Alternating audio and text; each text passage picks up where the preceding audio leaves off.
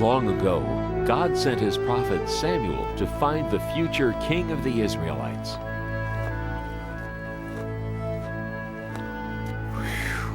Samuel, go to Jesse's house in Bethlehem. There you will find the new king over all Israel. I wonder who that is.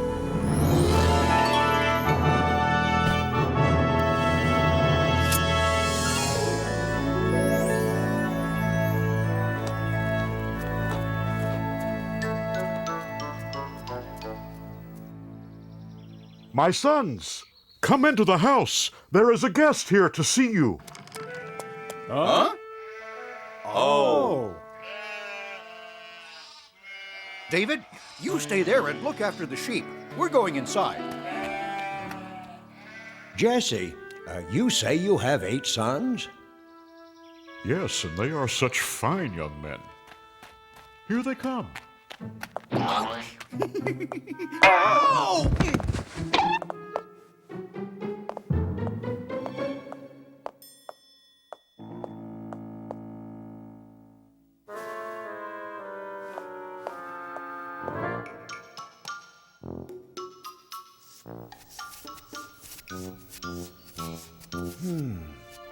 Which one could it be?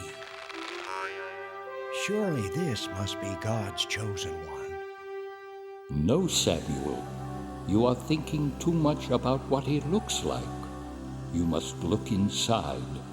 You must look at his heart. Wait. There are only 7 here. Don't you have another son? Yes, but he is the youngest and the smallest. See him off there guarding the sheep? Him? No, it couldn't be him. Could it? Thank you. I will leave now.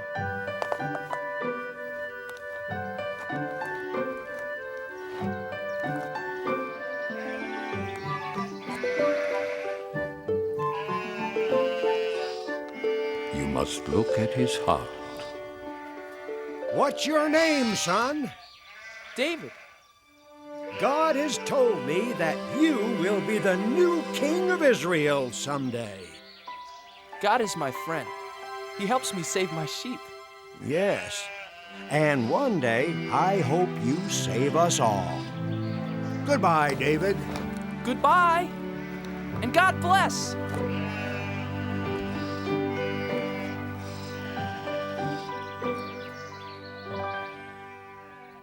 David's 3 older brothers were called away. David, come over here and pray with me as I bless the men of the family for battle. To go fight for the people of Israel. Eliab, Abinadab, Shammah, may the Lord bless you and keep you, and bring you safely home from battle. But Father, What, son? you didn't bless me. I want to fight for Israel.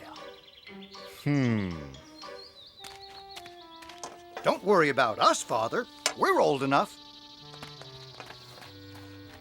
And strong enough. We can hardly wait to fight the enemy of God's chosen people, the evil Philistines. We'll win and be home before you know it, David.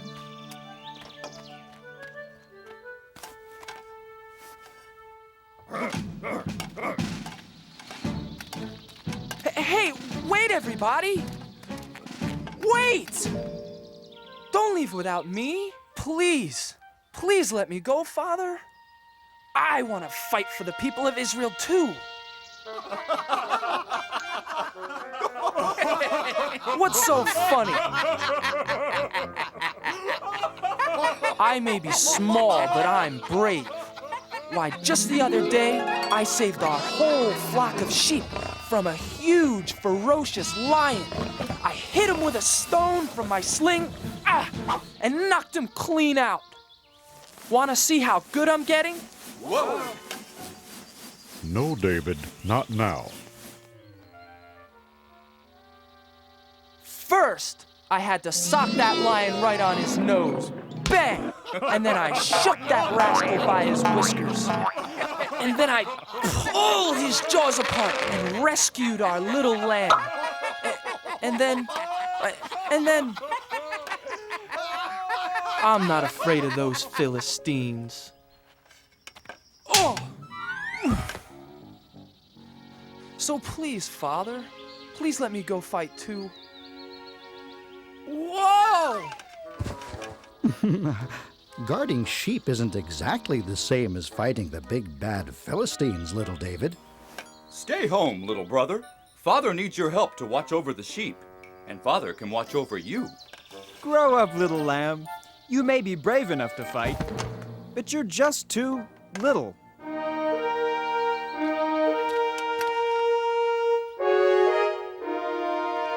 Abinadab, Shama, time to go. Goodbye, Father. Goodbye. Goodbye. Bye. Bye. Goodbye.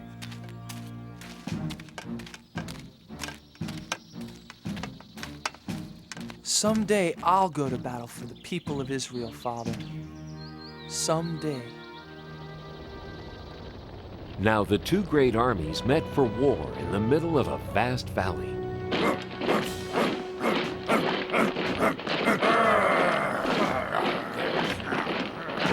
King Saul led the army of Israelites.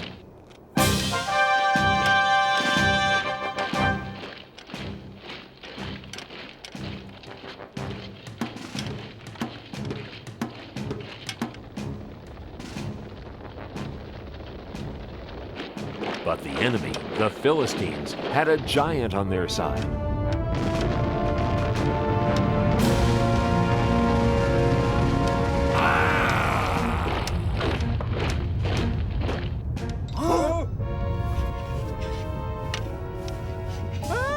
The giant came marching across the valley toward the army of the Israelites. His legs were as big as tree trunks, his arms were strong as iron, and his steps made the whole earth tremble.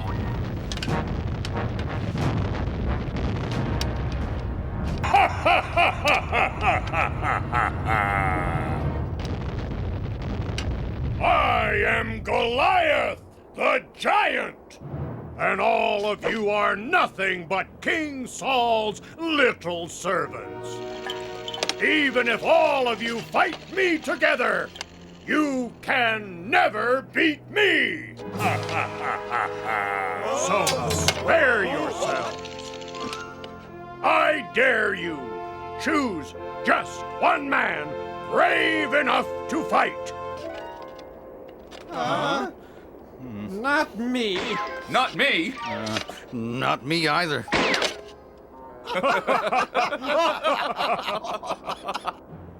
Just one man. If he beats me, all of my men will be your servants.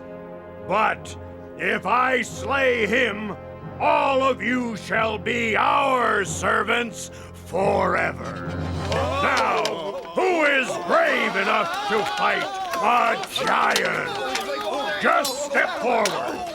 I'll be waiting.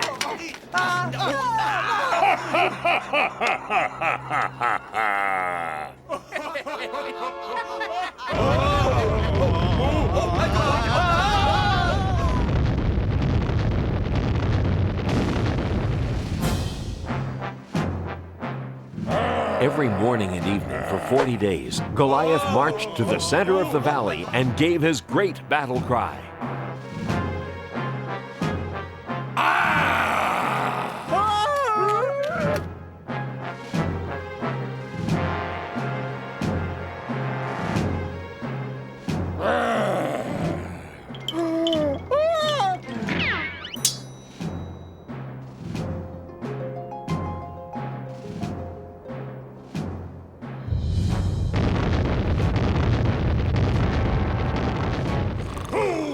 Fight me today! Not me. Not yesterday! Not today either. None of us are brave enough to fight a 10-foot giant. or foolish enough. You are nothing but cowards! He said it. He's right. You bet he's right.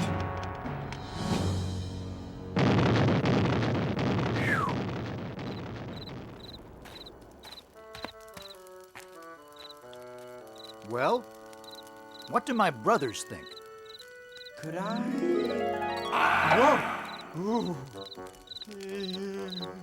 No, don't even think about it. I'll try to... Whoa!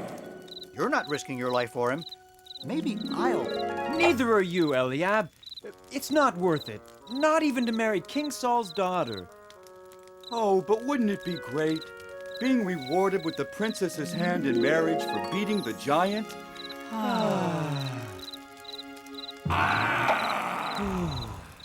Oh, I wish this was over and we could go home to Father in Bethlehem.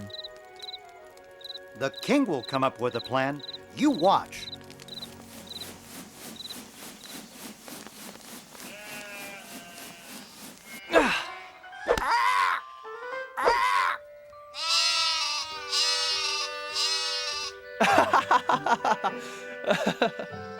Bet I can get 5 in a row.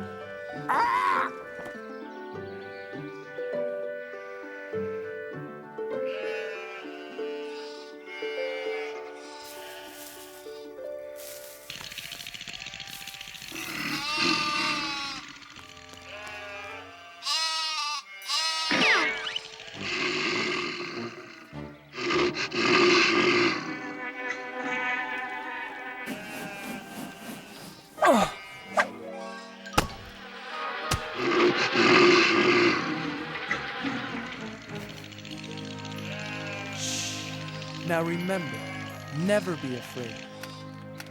David, that was a good shot, son.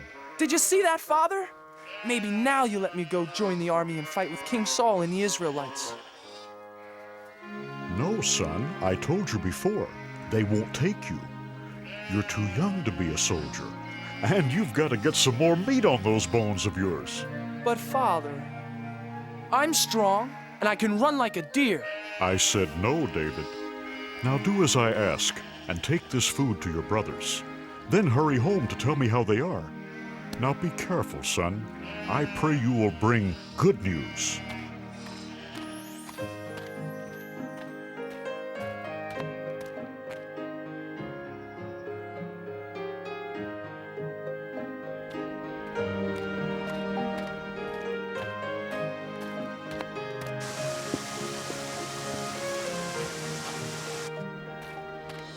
Who will fight me today?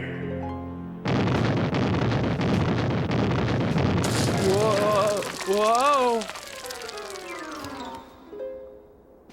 Is there one man brave enough to fight?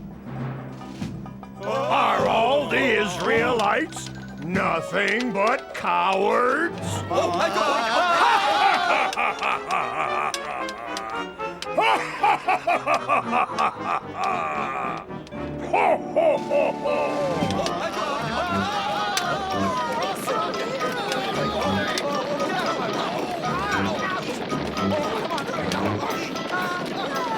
Eliab!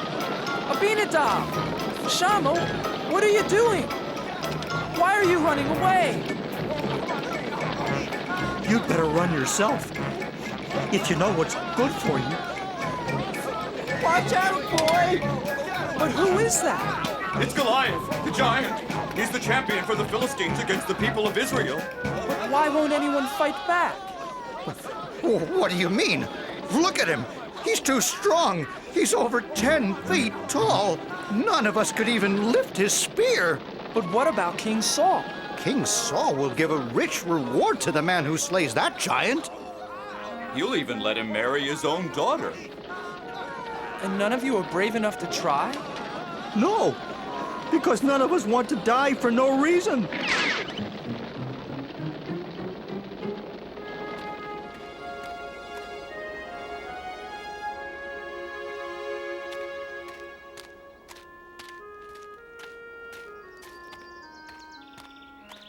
Eliab, Why won't you fight?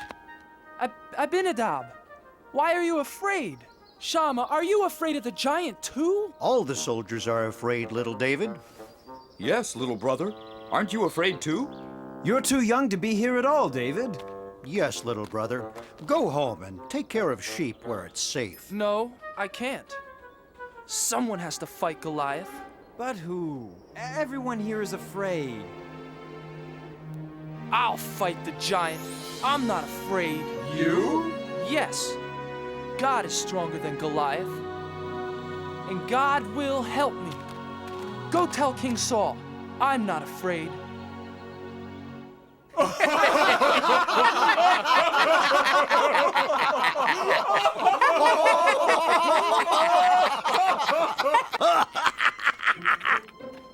I have news for King Saul. What news? So, there's this Israelite champion who's really a young shepherd boy. Says he wants to fight for King Saul and the Israelites. Says God will help him fight the giant. And he's never even been trained as a soldier. Well, tell the foolish lad to go home. King Saul is no use for jokes out here on the battlefield. Tell the boy. Tell the boy to come here. But sire. Joab, bring the boy here to me. Now. I wonder who he is. I wonder why he's the only one brave enough to fight the giant. He is, I understand, a giant of a man, and I am not.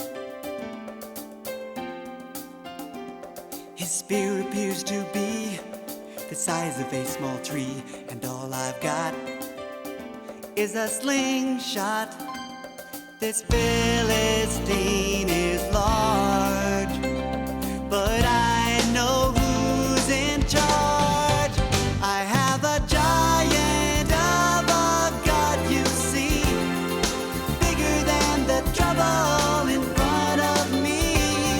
And even 9 feet tall starts looking pretty small next to the giant of a God with me.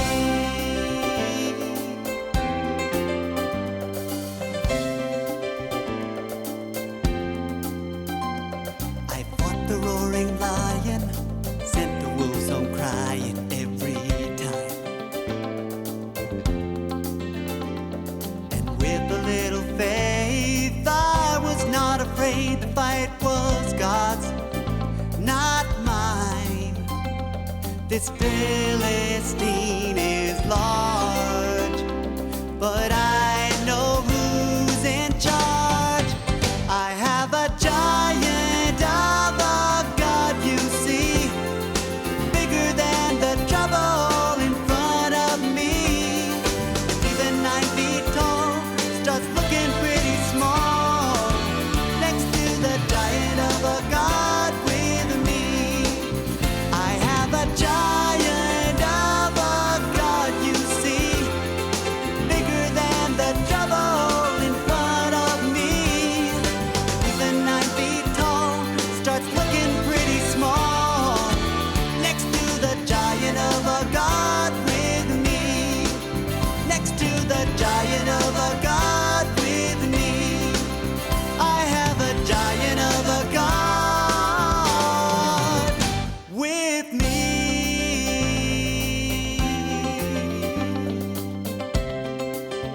I've got a giant of a God.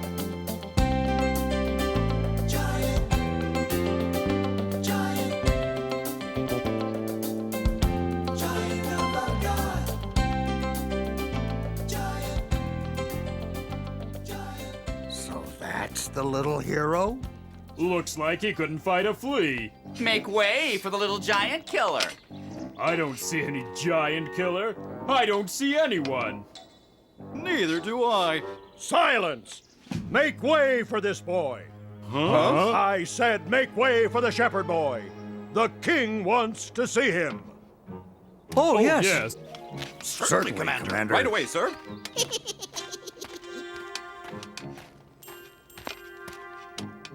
Your Majesty, I am... Silence! Let the boy speak. Please, sir, don't be afraid of the giant. With God's help, I'll fight him for you. I'll fight Goliath for you and for all of the people of Israel. But how can a boy like you fight Goliath? You can't match him in size or strength or skill, my boy. Why, you've never even been trained for battle. It's true, Your Majesty. I am young and small. But God will make me strong. If God saves my sheep, God will save me from this giant. Now let me fight the giant for you and the people of Israel. Yes, little David, and may God be with you.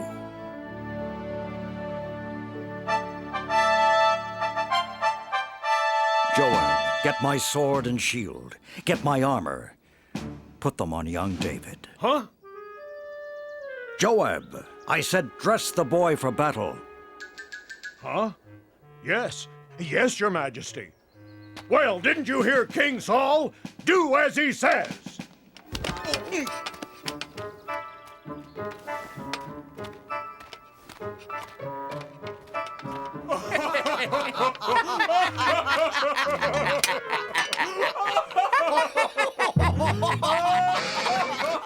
I can hardly pick up your sword, Your Majesty.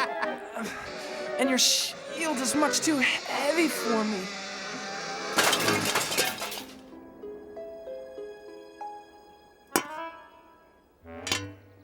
But, David... God's help is all the armor I need.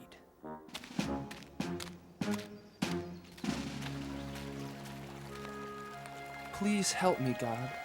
Help me fight Goliath the giant for the people of Israel. Can you hear me, Goliath the giant? I am ready to fight.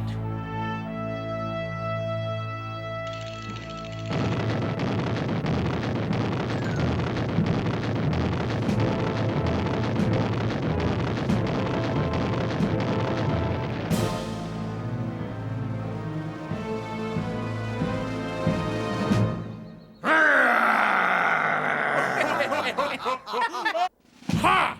Do you think you can fight with sticks and stones?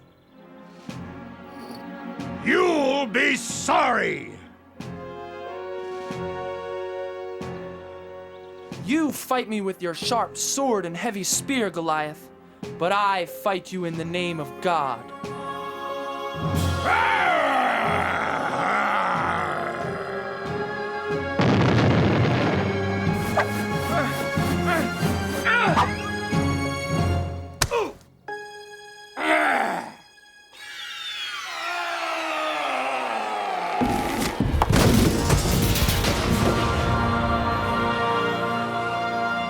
Goliath! He's dead!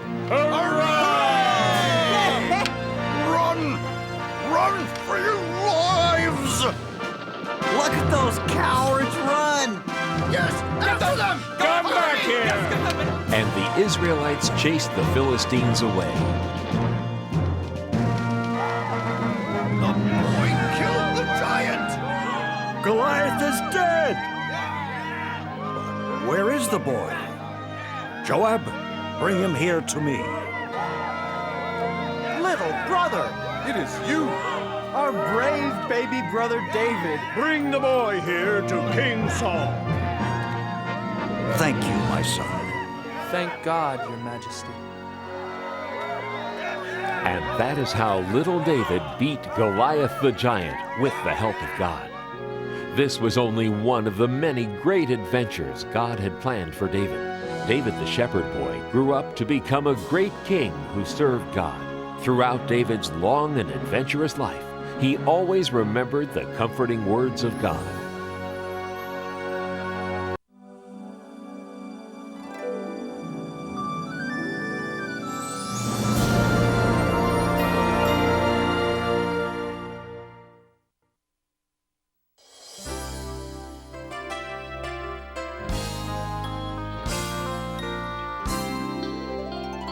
Do you know how the world began? How God created it by hand. From mighty mountains to the raging sea, to every leaf on every single tree. It's in the holy book. Just open up and take a look. It's a story for young and old, the greatest story ever told. So lend an ear and you will hear the greatest story. The greatest story.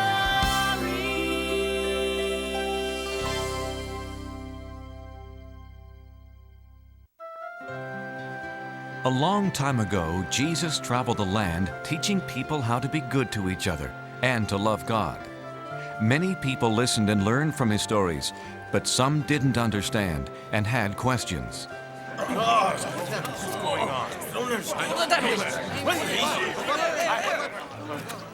What are you doing, Jesus? You are sitting with sinners. How can you be a teacher sent by God if you speak to tax collectors? These men take our money and give it to the emperor. We've even heard you eat with these men. They have turned their backs on God. I'm sure God will have nothing to do with them. Why should you? All people are special to God. Let me tell you a story. Once there was a shepherd with 100 sheep, but he lost one of them. Jesus told how the shepherd wanted all of his lambs safe. He looked and looked,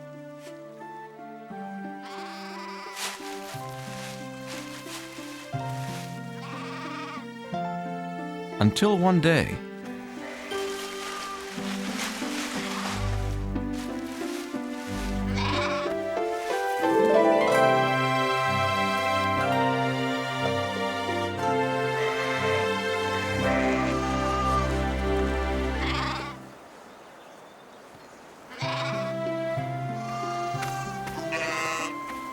the shepherd had a big celebration because he had found what he had lost. But Jesus, the shepherd, was just doing his job. There's more joy in heaven over someone who is lost and then found, who changes his life for God, than over 99 people who don't need to change. Jesus then told about a woman who had 10 silver coins.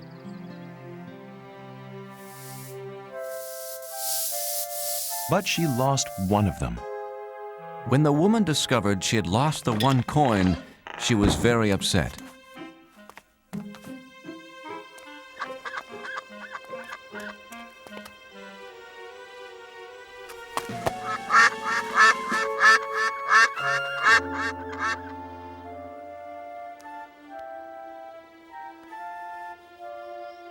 She spent the whole night looking for her lost coin.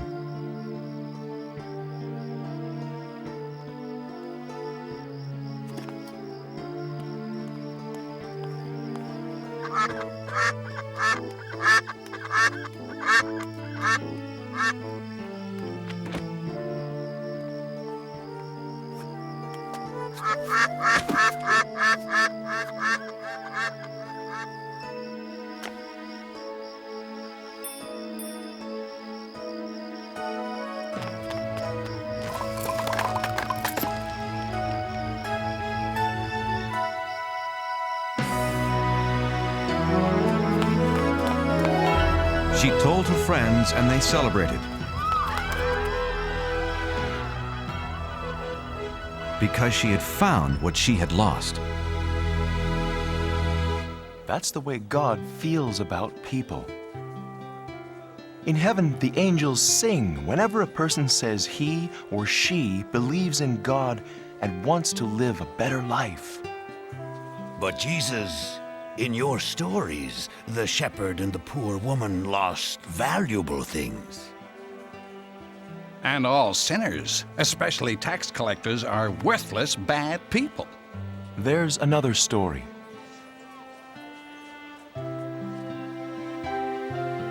A story about forgiveness and love.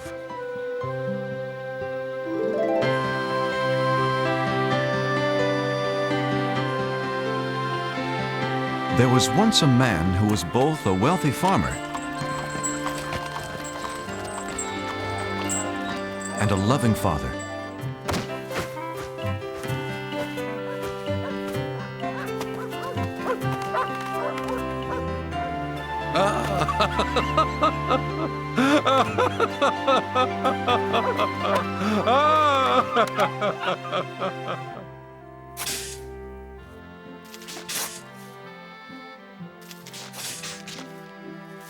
The father tried to teach them how to take care of things.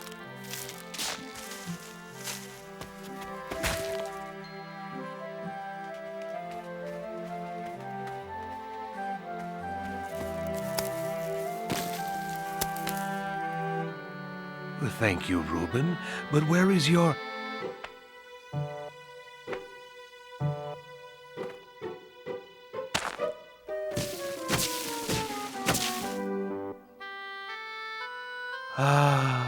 Benjamin. Even though his sons were very different, he loved them both the same. The father hoped they would grow up to be hard-working farmers.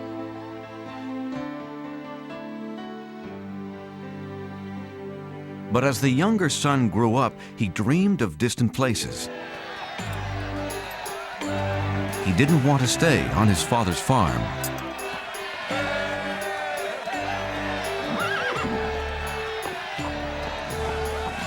The son decided to leave his home the very next day.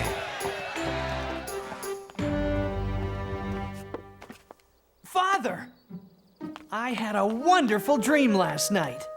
Really? What kind of... I was riding the finest horse in the city. Oh, the city's a nice place to visit, but... Everyone stared at me because I was handsome, smart, and wealthy. Yes, you are all of those. Father, farm life is fine for you. You're a farmer, but it's not for me. There are things I have to do.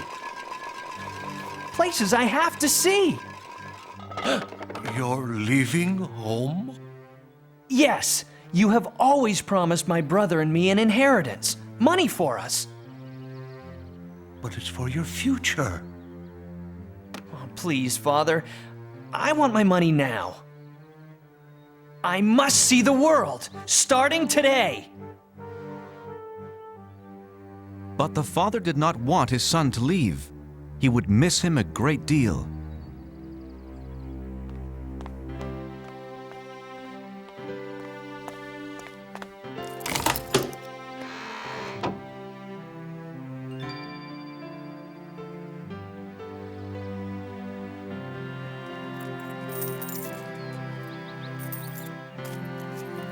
Oh, thank you, Father. I'm rich. Hey, that's not fair.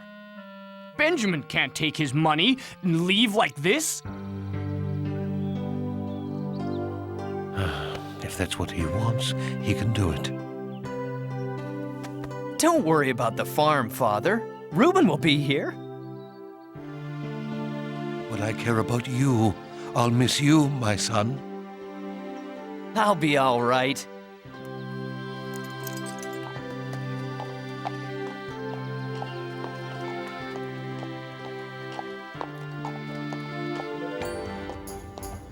I'm going to see the world. Wave goodbye to your brother, Reuben. The father could only hope that one day he'd see his son again.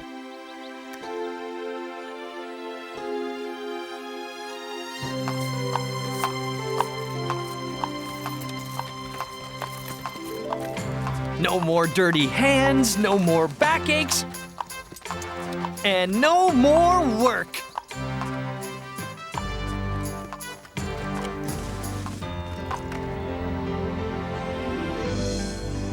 Isn't it magnificent?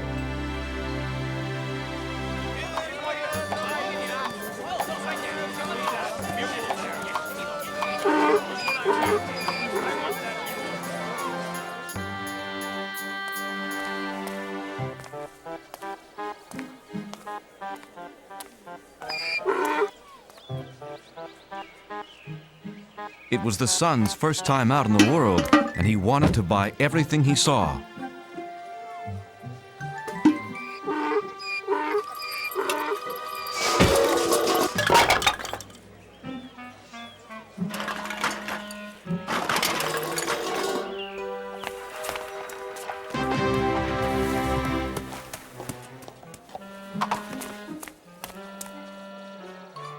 Well, what do you think?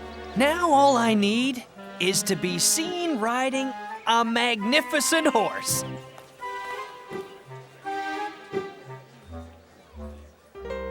$37, $38, $39, $40. You have bought the finest horse in my stable.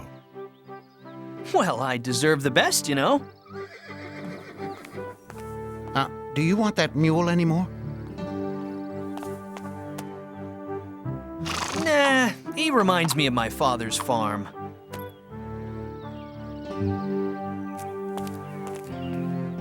None of my horses are worth 40 coins. Why, this mule is worth twice that much. The fool doesn't care how he spends his money. I see something else to buy. I don't care what it costs. I must be seen riding through the streets today. Whoa! Horsey! Whoa!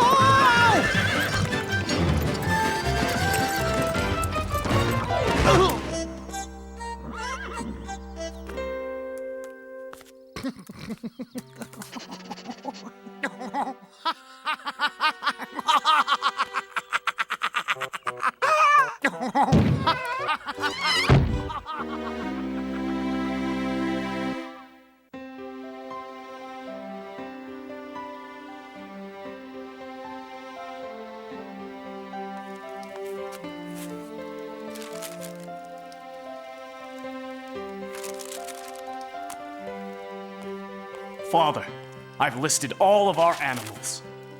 Thanks, Reuben. That was a lot of work.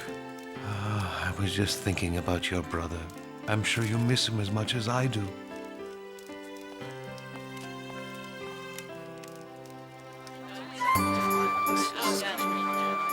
The son was still spending money. He hadn't learned his lesson yet. I'm sorry, you'll have to leave. I have customers waiting. I beg your pardon, sir. How about a big fluffy pillow? The boy still only thought about himself. Ladies and gentlemen, for your dining pleasure, be Ira and his funny monkey.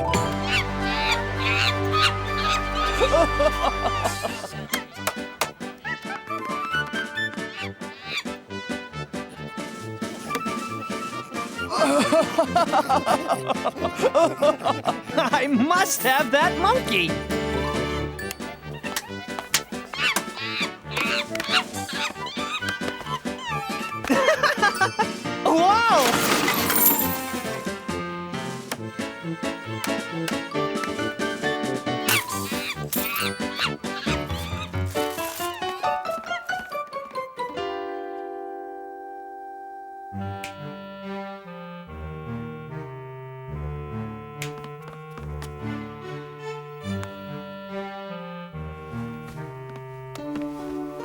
Excuse me, sir, but you have stayed here for a week. Will you pay your bill? Oh, is money all you want? Uh-oh. Out. Get out of my inn.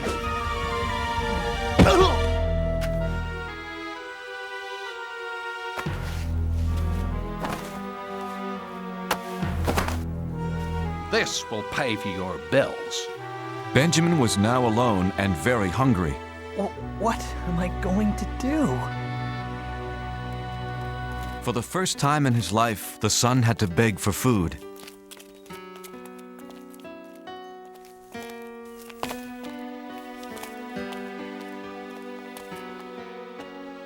No free food?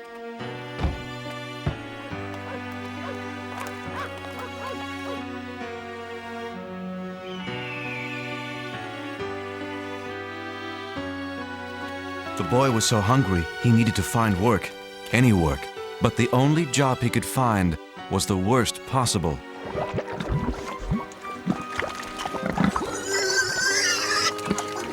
Watch it! Don't make, well, pigs of yourselves.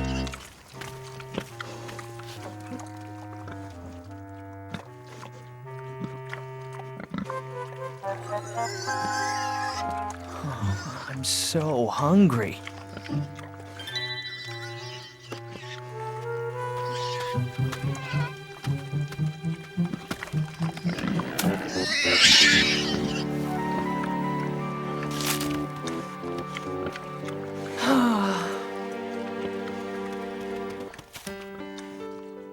Thanks, little pig.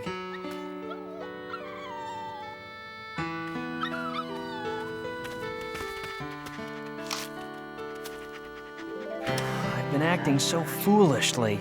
A pigsty is fine, if you're a pig. But it's not for me. At my father's farm, everyone, even the helpers, have a place to sleep, enough to eat. Wait a minute. I'll go home.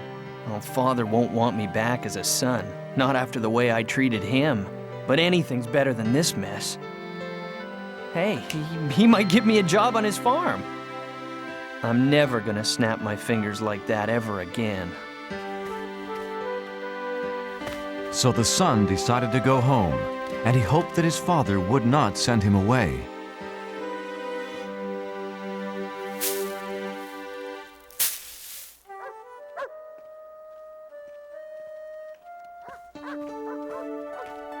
Thank God, he's come back. Sir, your son is coming home. Benjamin? My son is back?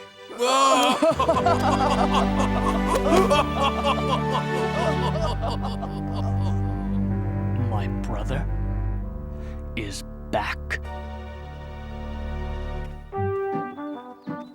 This is a very bad idea. My father won't even want to talk to me. Uh-oh, too late. Is he going to be mad? Father, I'm sorry for leaving, and now I only ask to work in your fields. I shouldn't even be called your son anymore. Oh, welcome. Oh, welcome home. I'm so happy you're safe. What? Let's have a big party. Father? I don't understand. Send for food, lots of food, and get some musicians. My son has returned home.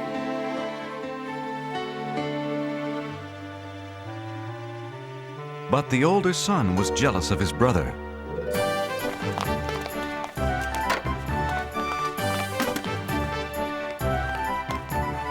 Whoa! Out of my way.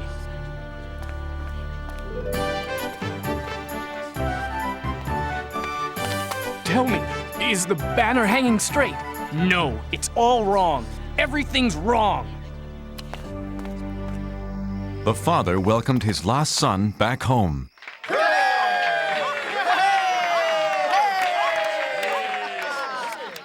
And the son realized how much his father loved him.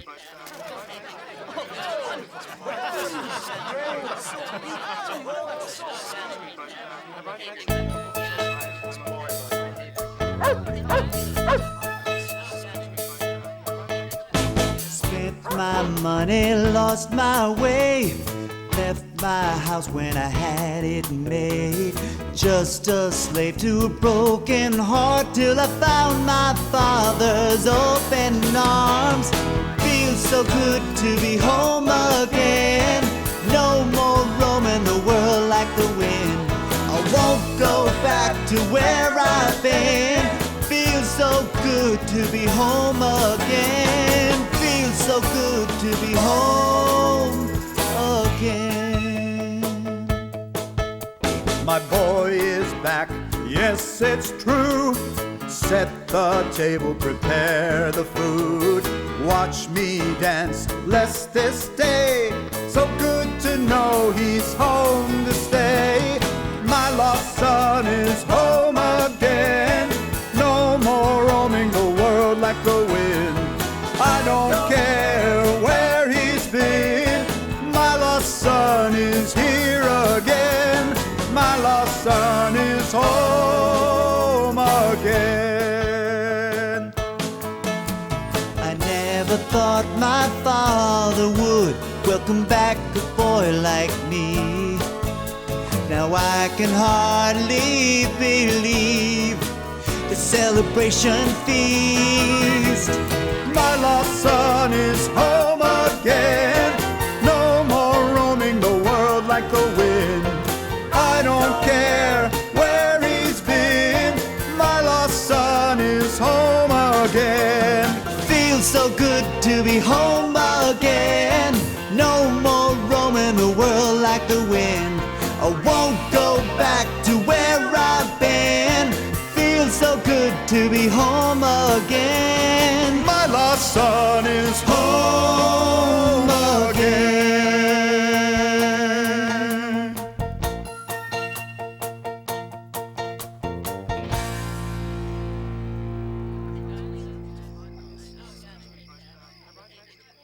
Where's Reuben? We can't celebrate without him.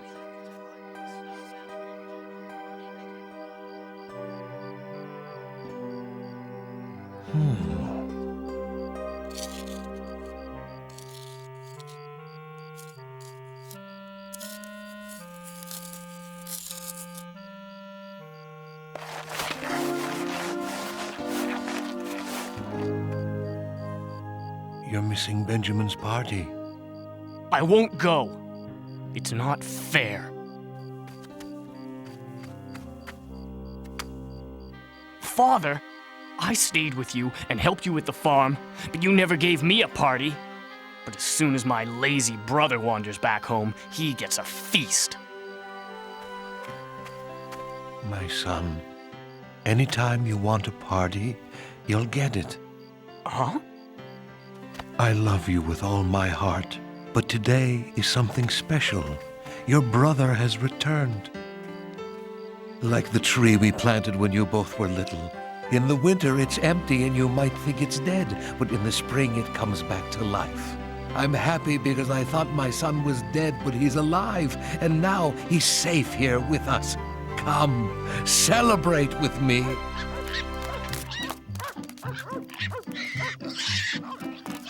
No!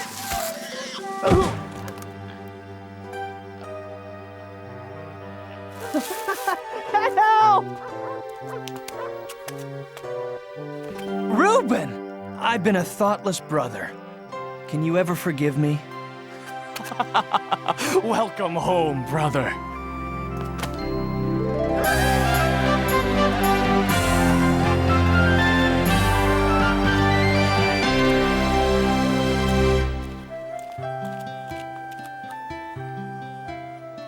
The Father is like God. He is full of joy and forgiveness when someone decides to follow Him.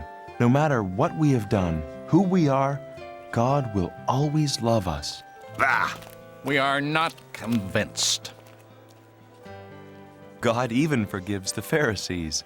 Everyone else listened as Jesus told more stories that day, and they learned how God treasures every child, every man, and every woman.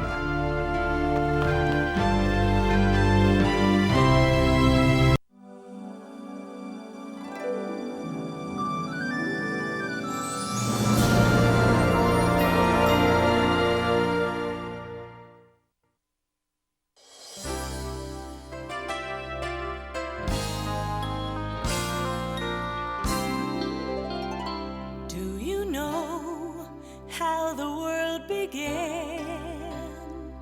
how God created it by hand. From mighty mountains to the raging sea, to every leaf on every single tree. It's in the holy book. Just open up and take a look. It's a story for young and old, the greatest story ever told. So lend an ear and you will hear the greatest story. The greatest story.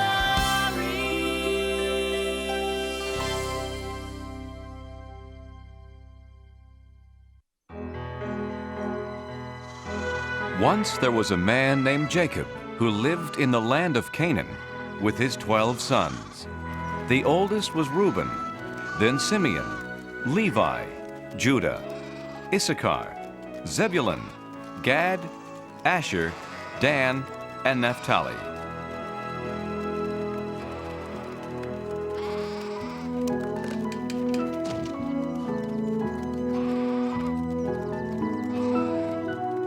And finally, Benjamin and Joseph. They were Jacob's children by his second wife, Rachel. Being the youngest, they stayed at home while their brothers worked the pastures. Jacob loved all his sons, but Joseph was his favorite. Father, when can I tend the sheep with my brothers? I dreamed it would be any day now. Joseph, you and your dreams. You start tomorrow. And to celebrate the big event, I have a surprise for you. Now that he's of age, Joseph will join his older brothers in the fields. All right. And this will keep you warm. Oh, Father, it's beautiful. Hey, look at these sleeves and the colors. Father should have given you a coat like that, Reuben. You're the oldest. Huh. In my dreams. Joseph's brothers were jealous of his gift. It reminded them that their father loved him most of all. But the beautiful coat wasn't the only thing that made them angry at Joseph.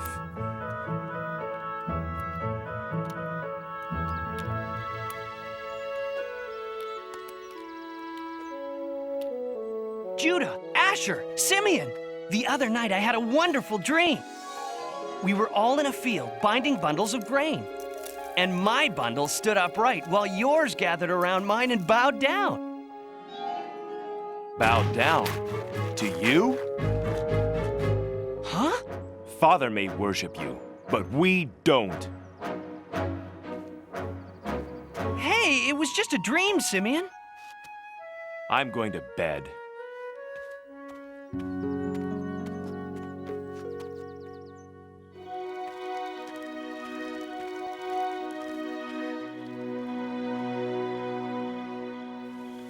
You know, last night I dreamed I was a star in the sky, along with 11 other stars.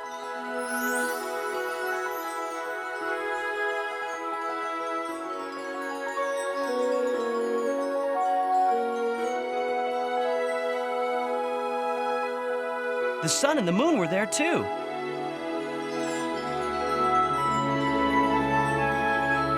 And they all bowed down to me.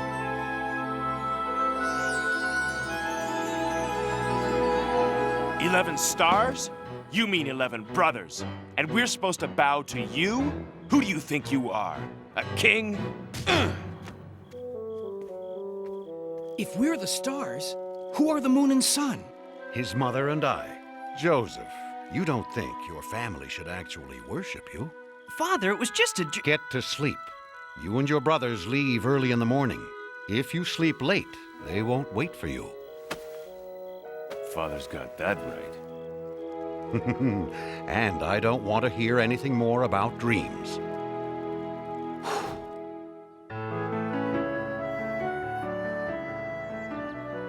The next day, Joseph was left behind.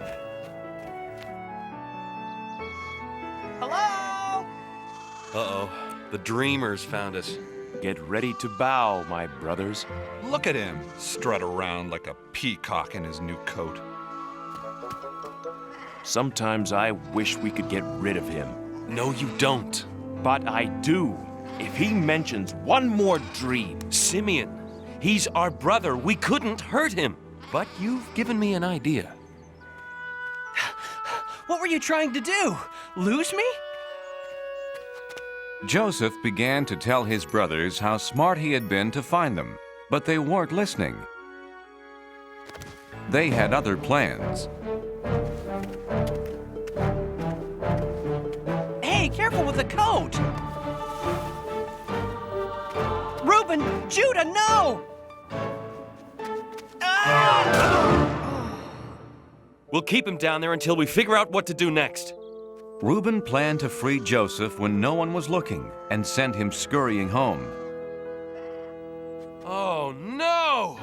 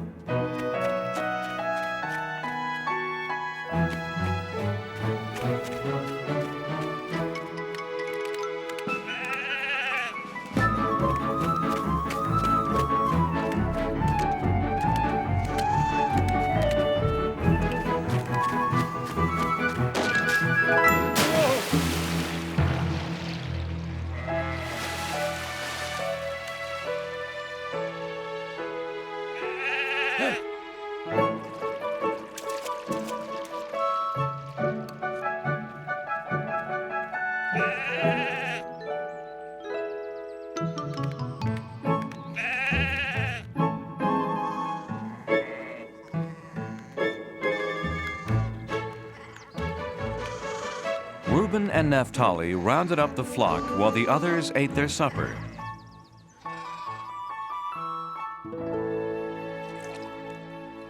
While they ate, a caravan approached.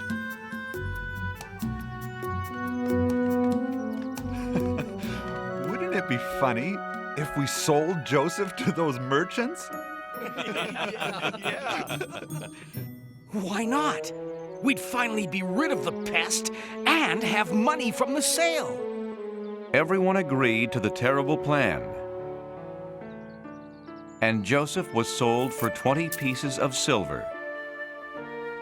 Brothers, why are you doing this?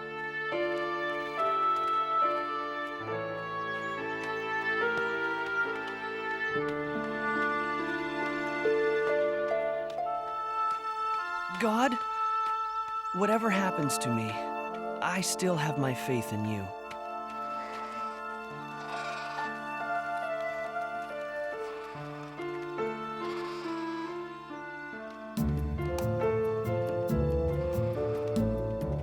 You did what to Joseph?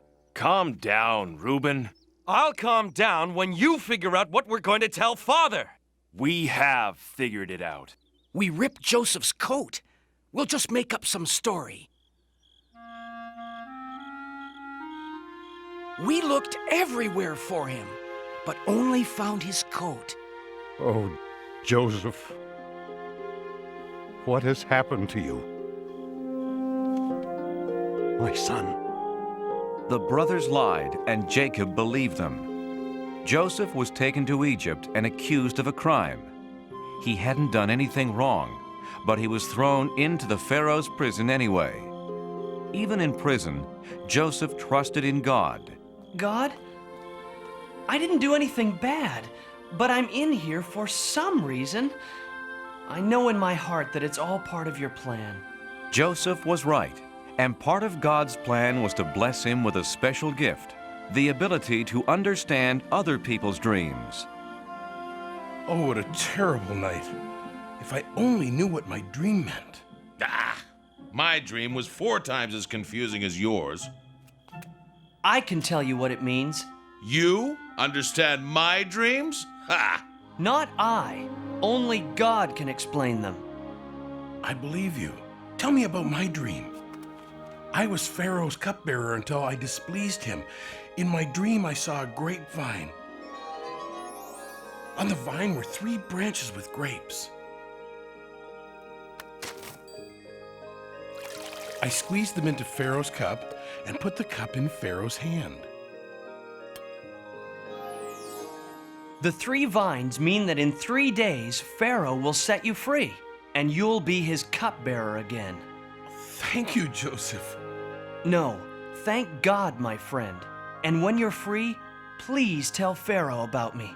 Tell him I shouldn't be in this awful place. I promise. Oh, enough about you. I'm next. In my dream, I had 3 baskets on my head. In the top basket were baked goods for Pharaoh. Suddenly, 3 birds came and ate everything out of the basket. What's that all about? In 3 days, you will also leave this prison. I knew it. I'm too important to stay here any longer. Wait, there's more. Everything you own will be taken away, and you will be given Pharaoh's harshest punishment. I'm sorry.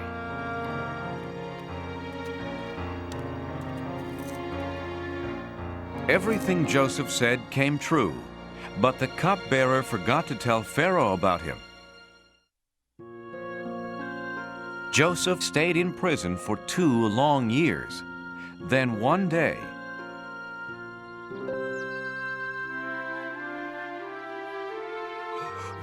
Oh, what a strange dream. Pharaoh met with the wisest men in his kingdom. Maybe they could understand his dream.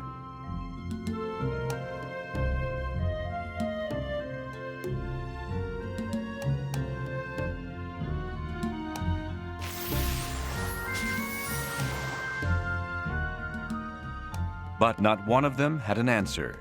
Then the cupbearer remembered his promise to Joseph. Oh, Pharaoh, there is a very wise man in your prison who might explain your dream.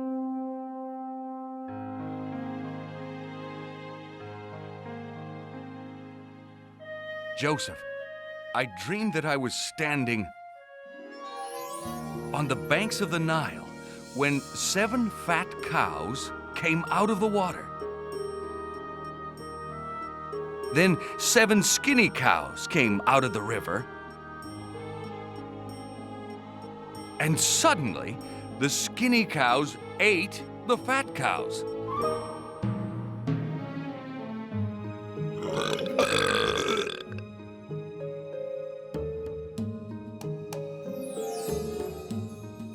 What does it mean?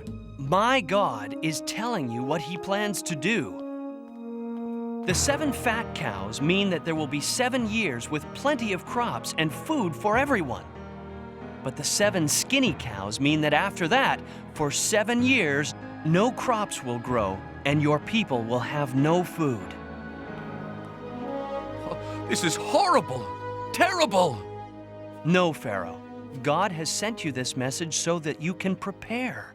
Build barns to save some of the food that grows in the 7 years of plenty. Your people will have plenty to eat. It is true. You are filled with the Spirit of God. This is the wisest man in my kingdom.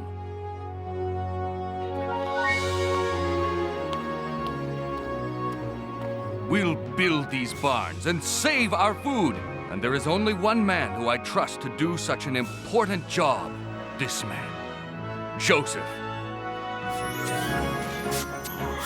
Joseph went right to work.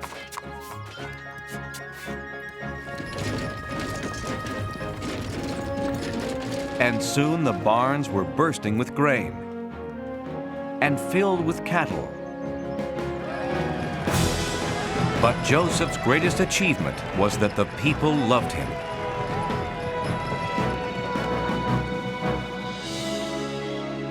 God had helped Joseph do these wonderful things, and Joseph never forgot to thank him.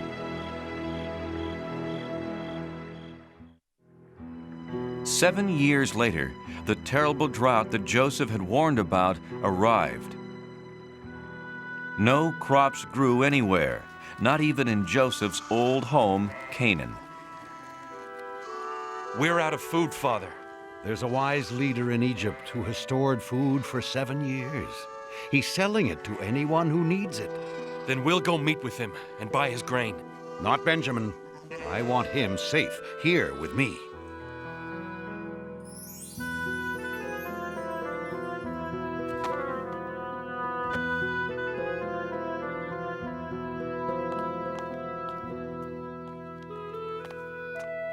Joseph recognized his brothers.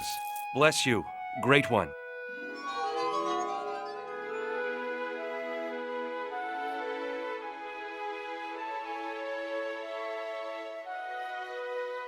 But they didn't recognize him, so he pretended to be a stranger.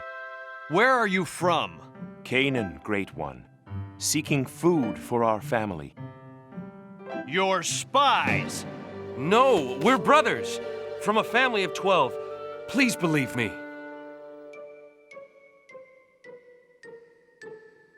Liar! There are only 10 of you. One brother was killed, and Benjamin, the youngest, was left at home. I'll sell you my grain, but to prove that you are innocent and honest, bring this younger brother of yours the next time you come. I am going to keep one of you here until you return. Do you promise? We promise. God is punishing us for selling Joseph into slavery. He pleaded with us, and we betrayed him.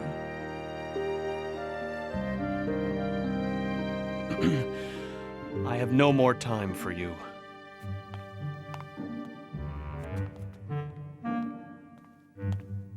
Take your grain and go.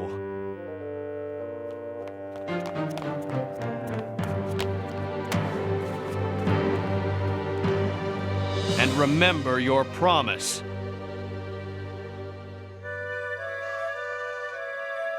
Father, we had no choice. Oh, Simeon, my son, a prisoner in Egypt. But look, Father, we got the grain.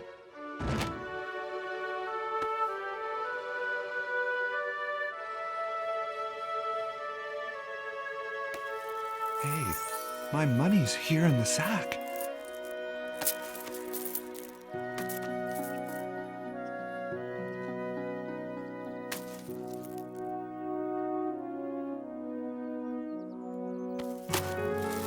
Now we'll be accused of being thieves as well as spies.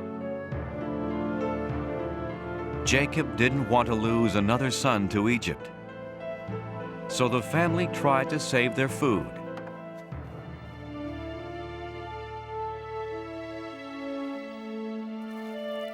But soon, it was all gone.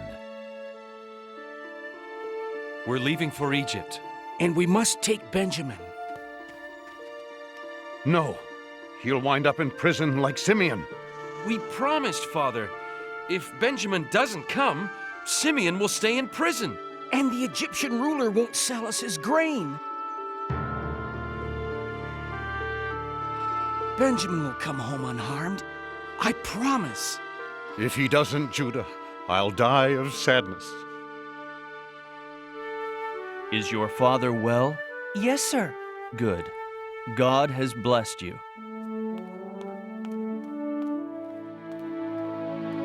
And you kept your promise, so I'll keep mine.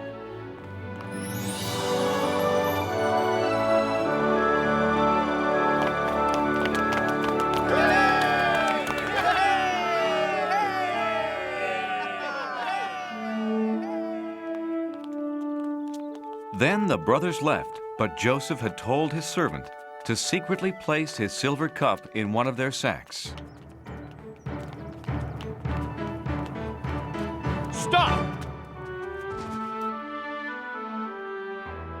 Why do you repay good with evil? One of you has stolen my silver cup. I don't understand. No.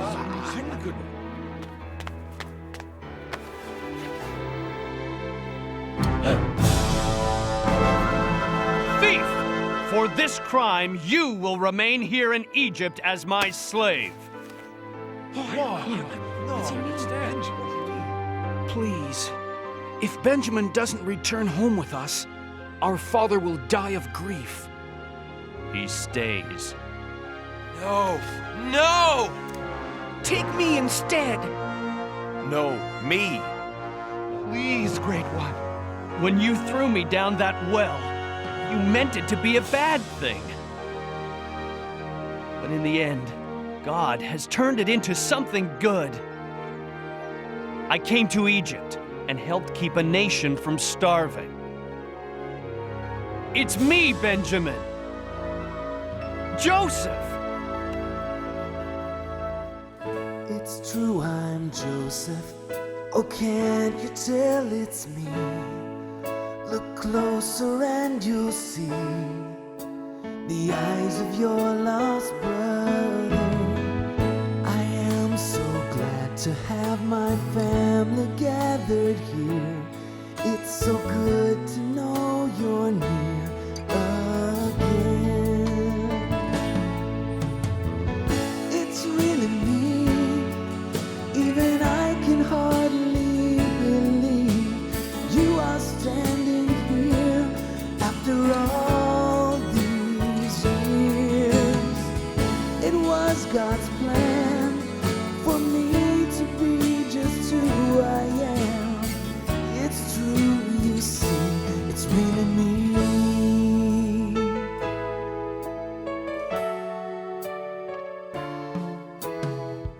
What's done is over.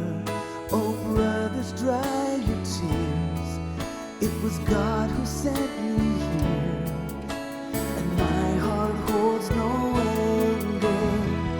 What you meant for evil then, God has used for good. Who'd have thought he would choose me? It's really me, even I can hardly believe you are standing here after all these years.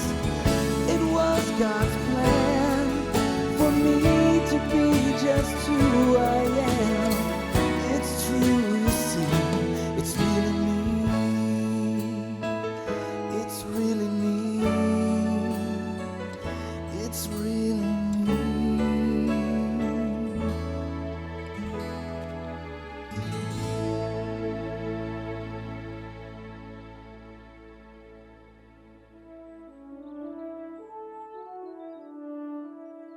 Gather your families and our father and come live with me in Egypt.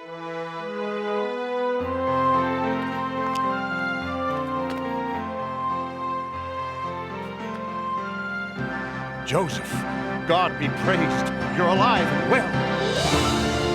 Joseph and his family were never apart again, and God, who helped them survive the famine, raised up a great nation from this family. So Joseph learned that even when bad things happen, God can turn them into something good.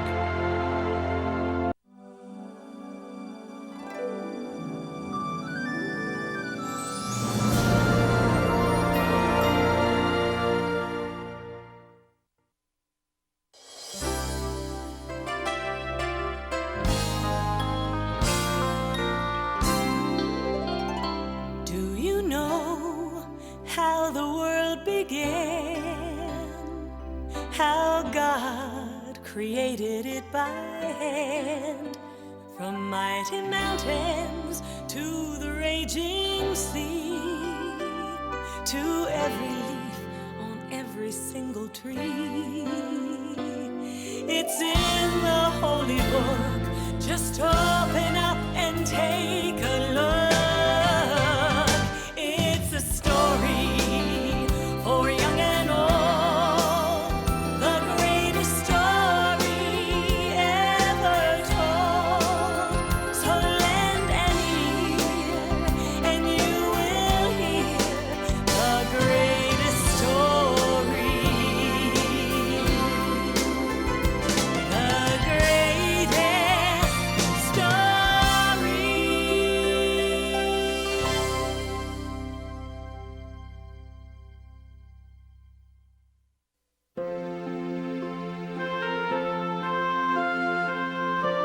Many, many years ago, in the land of Israel, the people were waiting for a very important event.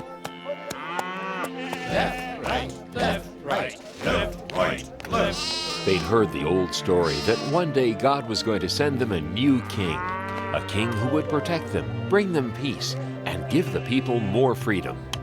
When is the new king going to come anyway? Our parents, our grandparents, our great-grandparents promised he would. They said he was coming. Yeah, but when? Even in King Herod's palace, people waited. Faster, faster!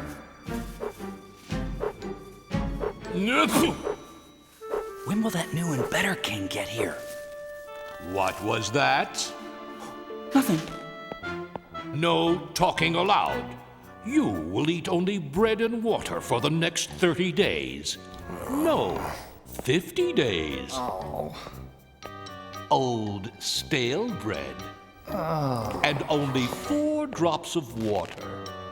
No, make that 3 drops of water a day. What are you looking at?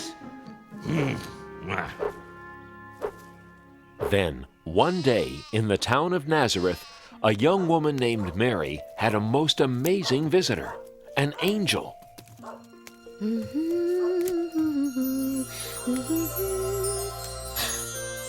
are you? Please don't be afraid, Mary.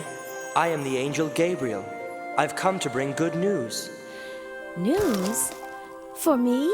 God has chosen you from all the women of the world to be the mother of His Son. God has chosen me? How can this be?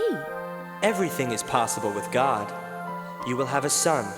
He will be the Son of God, and you will call the baby Jesus. Whatever God wants, I will do. Oh. Mary loved a man named Joseph. One night, an angel came to Joseph in his dream. Joseph, God has great and wonderful plans for you and Mary. Mary is going to have God's son. He will be God's promised king. Give him the name of Jesus, and take good care of Mary and the baby king when he comes. Mary. My Mary.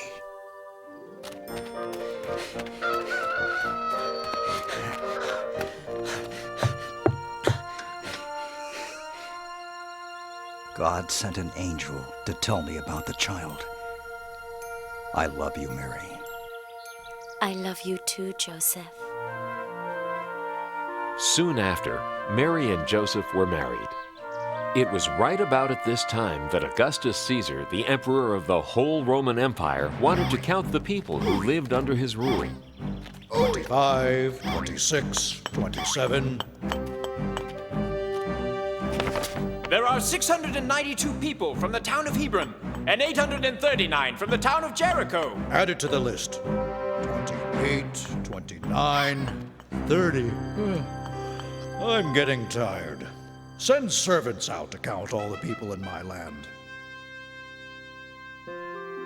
Everyone was ordered to go to their hometown so they could be counted. Joseph had to take Mary to Bethlehem, the town where he was from. Bethlehem was very far away.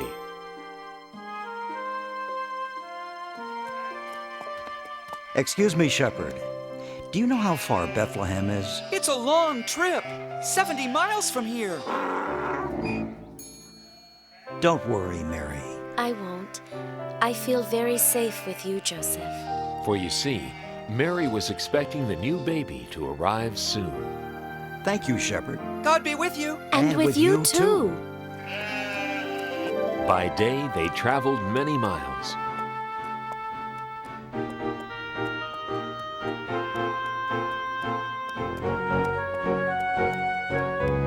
We're more than halfway there. I'm sure we'll be there in no time.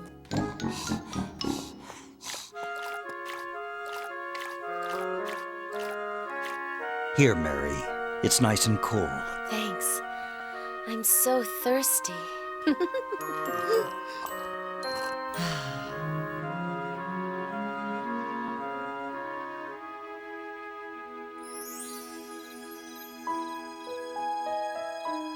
At night, they slept in the open air.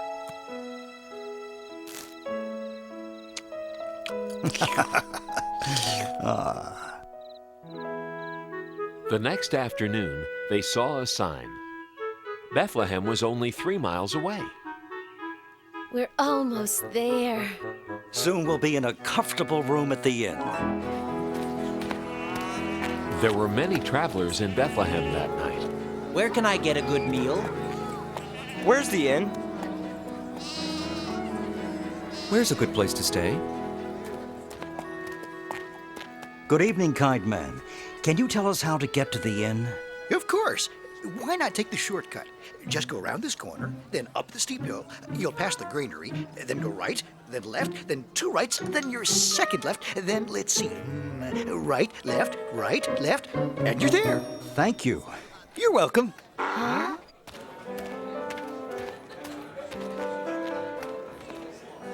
Excuse me. Do you know where the inn is?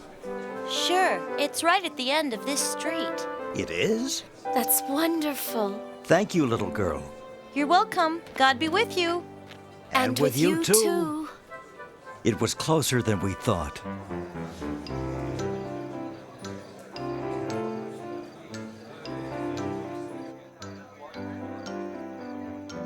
We're here. Yes. Quit pushing. I'd like a room for my wife and myself. So would everyone. We have too many people here now. My husband keeps saying yes, yes, yes. Tonight, we'll have to sleep in the kitchen. But we've been traveling for days. What's going on here? They want a room. What else? I'm sorry. We really have no more space at all. My wife is very tired. We came from very far away. Yes, so have a lot of people. And my wife is expecting a baby. I'll tell you what I can do. We have a stable out back. It's full of animals, but at least you'll have a roof over your heads.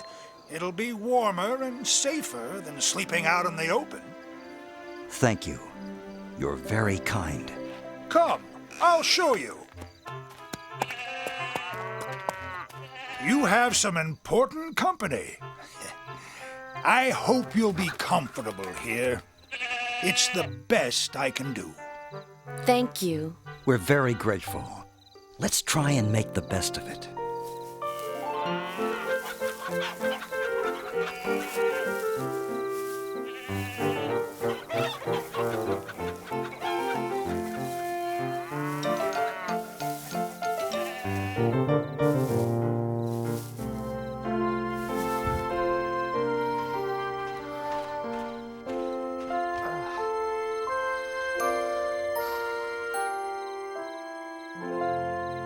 During that night, a most wonderful thing happened.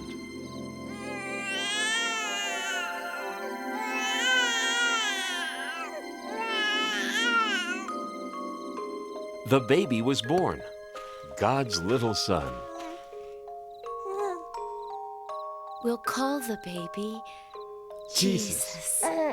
Mary and Joseph loved their new baby boy very much. I must wrap him to keep him warm and comfortable. The ox's feeding box. Jesus can sleep in here.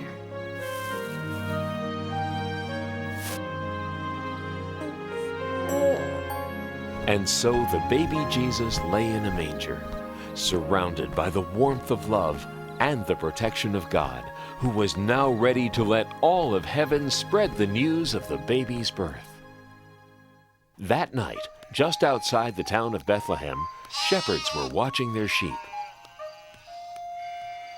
How can you let your sheep walk around all night? He should be sleeping. My sheep? That one is yours. You make him go to sleep. I'm not going to walk way over there. You take care of him. No, you. No, you. Look, it's no big deal. You just have to be nice to him, that's all. What do you mean? Just tell him to go to sleep. Hey, sheep! Go to sleep! Come over here, little guy. It's time to sleep. Come here, this way. Greetings. Don't be afraid, shepherds. I bring good news of great joy. Tonight, a most wondrous thing has happened. Here in Bethlehem, the Son of God was born. He is Christ the Lord, the King that comes from God. His name is Jesus, and he is wrapped snugly in a manger. A manger? You can go see him right now. It is the happiest time of the world. Whoa! Ow!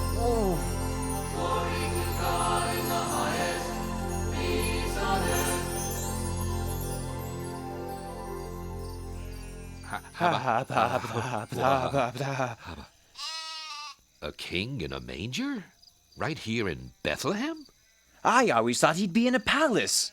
Let's go into town and see what the angel's talking about. Let's go into town and see what the angel is talking about. I just said that. Then let's go. Whoa! This way. Hey, where are you going? Get back with the other sheep.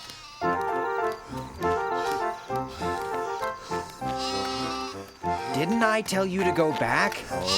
All right. But you'd better behave.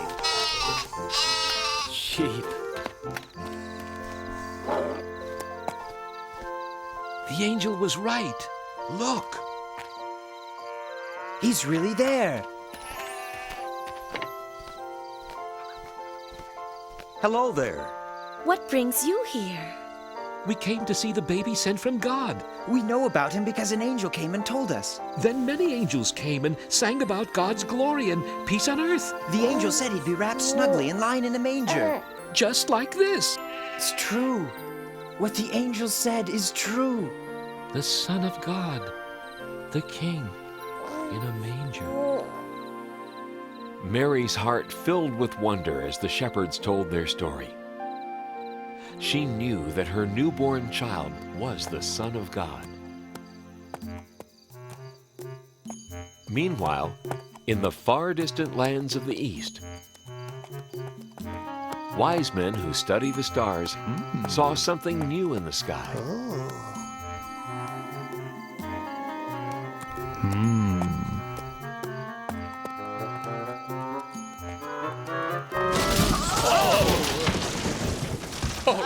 Oh dear. Oh my.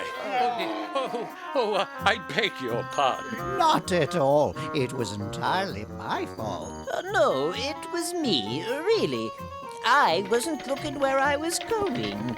I was noticing that star. So was I. What a coincidence. I was too. I study the stars. So do I. So do I. Oh dear. Oh, dear. I am from the Far East. I am from the Near East. I am from the Mid-East. Have you ever been to the furthest east? Yoo-hoo! Wise men! Down here! You fellas wouldn't by any chance happen to know where that big fat star came from? This was just what we were wondering. We've never seen that star before. It's a completely new star. Unless... The star is a sign from God. Of course! Oh my, a sign from God? That has to be it. The star is a sign from God? Yes, I see. No, I don't. What are you talking about? You see, it is said that a new and bright star will be seen in the sky when the new king is born. Really? But there it is, the new and bright star. It's also said that if we follow that star, it'll lead us to the new king. A new king! He's come at last! A star is a sign! So, are you going to follow it? Absolutely. Positively. Certainly.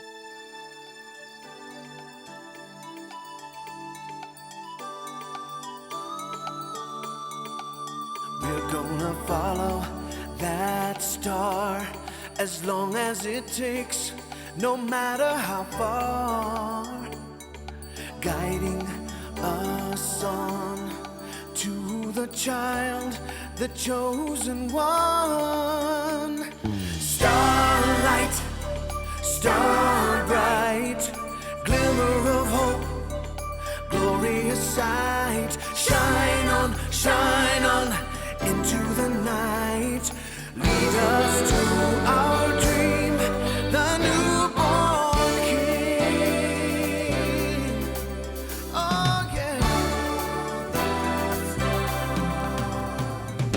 What will we see?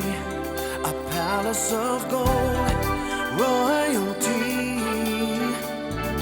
Maybe he'll shine just like the star for all time. Starlight, star bright, glimmer of hope, glorious sight. Shine on into the night. Lead us to our dream, the newborn King. Oh, starlight, star bright, glimmer of hope, glorious sight. Shine on into the night. Lead us to our dream, the newborn King. The newborn King, yeah, the newborn King.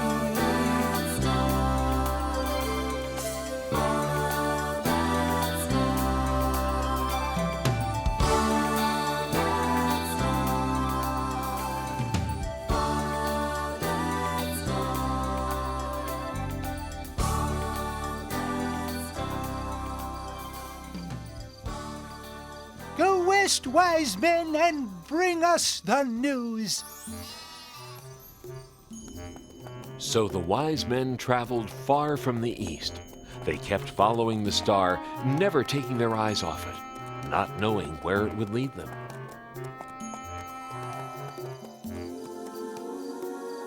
Look, the star is over Israel. We should go to the king's palace in Jerusalem. The newborn king must be there.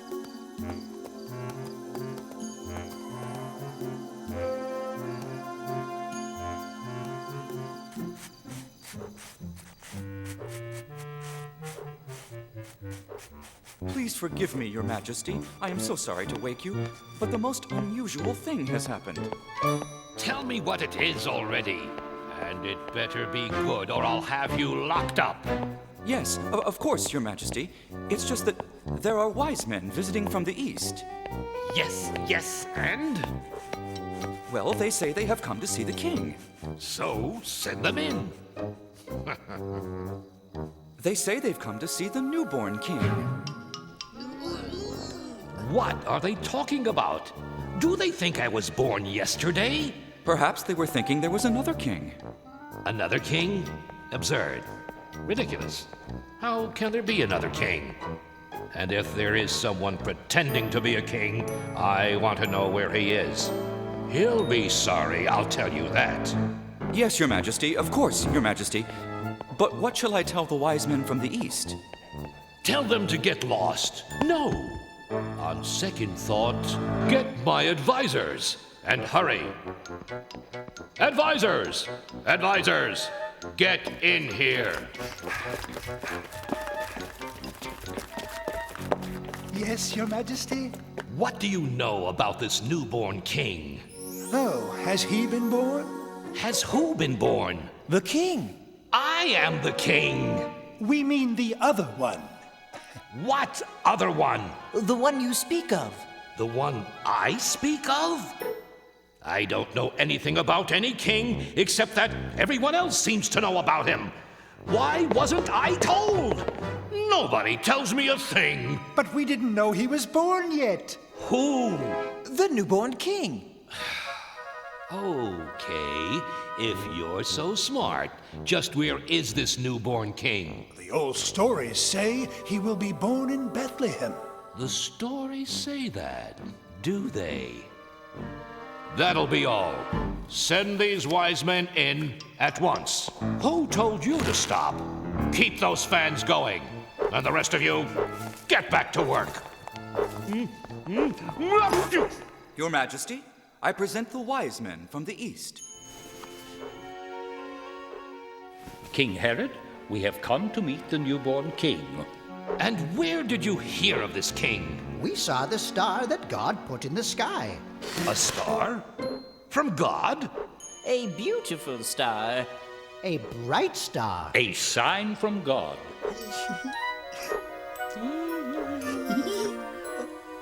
We knew that if we followed the star, it would lead us to the new king. We want to worship him. This new king is not here. Then where is he? He's in Bethlehem. I'm not sure. Maybe you should go find him. Yes. See what I care. Go try and find him. And if you do find him, come and tell me where he is. I would like to worship the new king myself.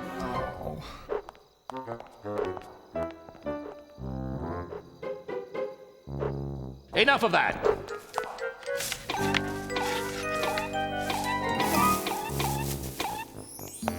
When the wise men left the palace, they looked into the sky and saw the star once again. Look! There it is! On to Bethlehem!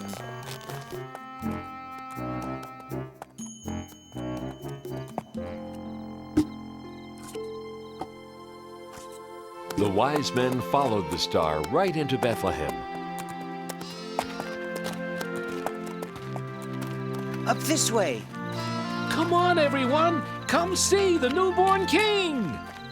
And there, right above the manger, was the star. The wise men knew they had been guided to the right place.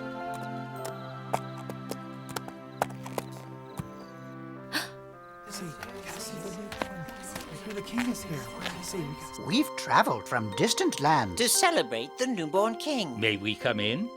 Please.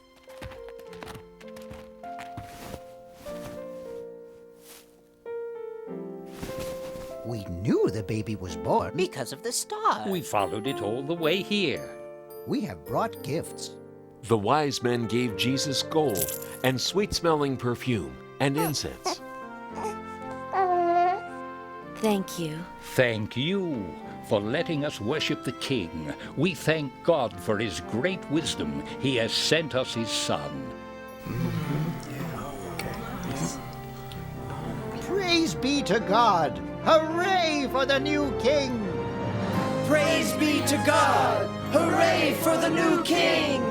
The wise men never did go back to King Herod to tell him the good news about baby Jesus. Everyone rejoiced and thanked God for sending them his son, the new king of the world.